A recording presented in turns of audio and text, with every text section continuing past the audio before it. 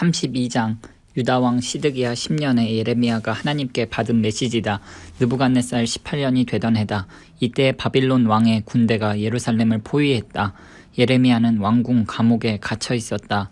유다왕 시드기야가 그를 잡아 가두며 말했다. 당신은 하나님께서 말씀하신다. 내가 내게 경고한다. 내가 이 도성을 바빌론 왕에게 넘겨주고 그의 차지가 되게 할 것이다. 유다왕 시드기야도 이 도성과 함께 갈대아 사람들에게 넘겨질 것이다. 그는 바빌론 왕 앞에 끌려갈 것이며 그 앞에서 응당한 처벌을 받아야 할 것이다. 그는 바빌론으로 끌려가서 내가 다시 찾을 때까지 거기 머물게 될 것이다. 하나님의 포고다. 원한다면 바빌론 사람들에게 맞서 싸워보아라. 그래봐야 아무 소용없을 것이다 하고 설교했소. 어떻게 감히 그런 설교를 한단 말이오. 예레미야가 말했다. 하나님의 메시지가 내게 임했습니다. 준비하여라. 너의 숙부 살룸의 아들 하나멜이 너를 보러 오는 중이다. 그가 와서 아나돗에 있는 내 밭을 사십시오. 그 밭을 살 수 있는 법적 권한이 당신에게 있습니다 할 것이다. 그런데 하나님께서 말씀하신 대로 정말 나의 사촌 하나멜이 감옥에 있는 나를 찾아와서 말했습니다. 베냐민 영역 아나돗에 있는 내 밭을 사십시오. 그것을 가문의 재산으로 소유할 법적 권한이 당신에게 있으니 그 밭을 사서 차지하십시오. 나는 그것이 하나님의 메시지라는 것을 알았습니다.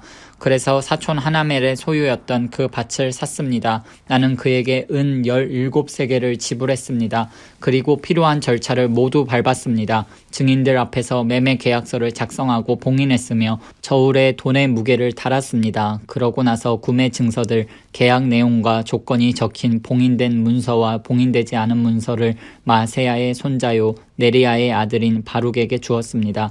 나는 내 사촌 하나멜과 증서에 서명한 증인들이 지켜보는 앞에서 이 모든 일을 행했고 그날 감옥에 있던 유다 사람들도 이 일을 지켜보았습니다. 그 다음에 나는 그들 모두가 보는 앞에서 바룩에게 말했습니다. 이는 만군의 하나님 이스라엘의 하나님께서 내리시는 명령이다. 이 문서들을 봉인된 문서와 봉인되지 않은 문서들 둘 다 가져다가 옹기 그릇 안에 안전하게 넣어두어라. 만군의 하나님 이스라엘의 하나님께서 말씀하신다. 이제 사람들이 정상적인 생활을 되찾을 것이다. 집과 밭과 포도원을 사는 일이 다시 시작될 것이다. 네리야의 아들 바룩에게 그 증서들을 넘겨준 다음 나는 하나님께 기도했습니다. 사랑하는 하나님, 나의 주님, 주께서는 크신 능력으로 한 번의 손짓만으로 땅과 하늘을 창조하셨습니다. 주께서 불가능이란 없습니다. 주님은 천대에 이르기까지 한결같은 사랑을 보여주십니다. 그러나 주님은 부모가 지은 죄의 결과를 자녀가 지고 살게도 하십니다. 크고 능하신 하나님, 그 이름 만군의 하나님, 확고한 목적을 세우시며 뜻하신 바를 반드시 이루어내시는 주께서는 사람이 행하는 모든 일을 보십니다.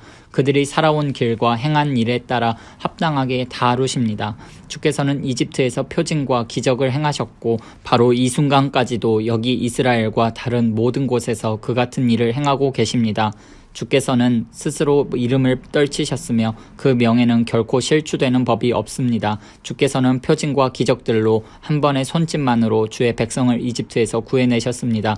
강력한 구원의 일을 행하셨습니다. 주께서는 조상들에게 엄숙히 약속하신 대로 그들에게 기름지고 비옥한 이 땅을 주셨습니다. 그러나 그들이 땅을 차지하게 되자 주의 말씀 듣기를 거부했습니다. 그들은 주께서 명하신 일들을 지켜 행하지 않았습니다. 주께서 그들에게 이르시는 말씀을 한마디도 듣지 않았습니다. 그래서 주님은 그들에게 이 재앙을 내리셨습니다. 이 도성을 점령하려고 저들이 세운 포위 공격용 축대들을 보십시오. 살육과 기아와 질병이 우리 코앞에 닥쳤습니다. 바빌론 사람들이 공격해옵니다. 주의 말씀이 이제 이루어지고 있습니다. 눈앞에서 매일 벌어지고 있습니다. 그러나 주 하나님 주께서는 바빌론 사람들에게 도성이 넘어갈 것이 확실한 상황에서 제게 또 말씀하셨습니다. 그 밭을 현금을 주고 사라고 반드시 증인들을 세워두라고 말씀하셨습니다. 하나님의 메시지가 다시 예레미야에게 임했다.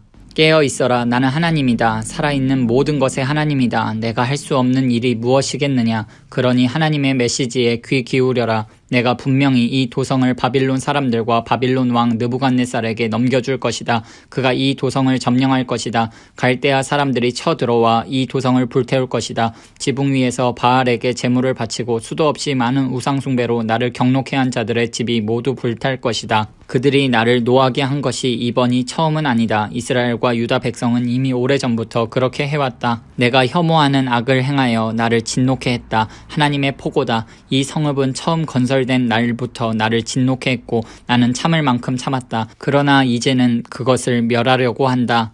이스라엘과 유다 백성의 사악한 삶을 더는 봐줄 수 없다. 왕, 지도자, 제사장, 설교자, 시골 사람, 성읍 사람 할 것 없이 다들 의도적으로 내 진노를 돋운다.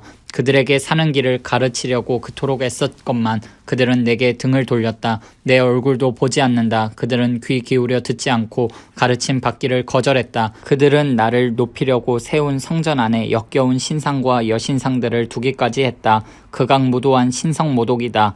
그들은 흰놈 골짜기에 바알 산당을 세우고 거기서 자식들을 몰록신에게 불살라 바치며 내가 상상조차 해본 적 없는 악이다. 온 나라를 죄악의 소굴로 만들어버렸다. 너희는 이 도성이 살육과 기근과 연병을 겪고 바빌론 왕의 손에 넘어갈 것이다 하고 말하는데 나 이스라엘의 하나님이 이 도성에 주는 메시지를 들어라.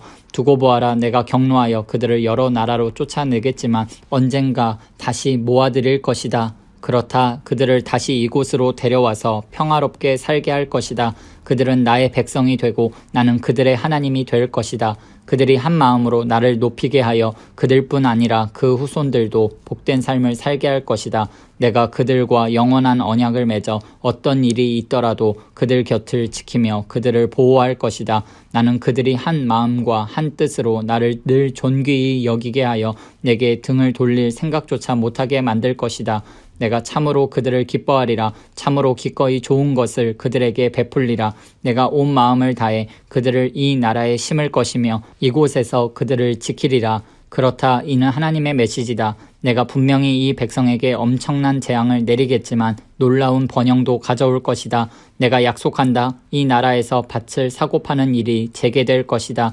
너희가 바빌론 사람들에게 짓밟혀 영영 사람이 살 수 없는 황무지가 될 것이라고 생각하는 이 나라에서 말이다. 그렇다. 사람들이 다시 농장을 살 것이다. 구매 증서를 작성하고 문서를 봉인하고 합당한 증인들을 세우며 법적인 절차를 따라 살 것이다. 바로 여기 베냐민 영토에서 예루살렘 주변에서 유다와 산간 지역 주변에서 세벨라와 네겝에서 말이다. 너희가 잃은 모든 것을 내가 회복시킬 것이다. 하나님의 포고다.